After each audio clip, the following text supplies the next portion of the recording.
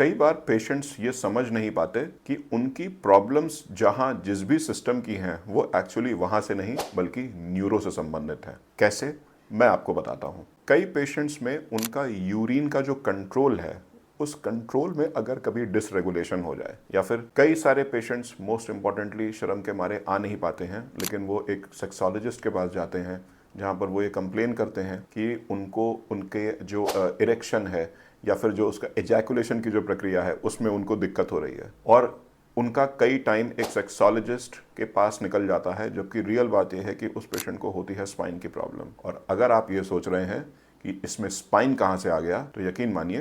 कि आपके जितने भी ये ऑटोनॉमिक फंक्शंस हैं, चाहे वो आपके ब्लैडर के कंट्रोल, यूरिन के कंट्रोल को लेकर हो, आपकी पॉटी या फिर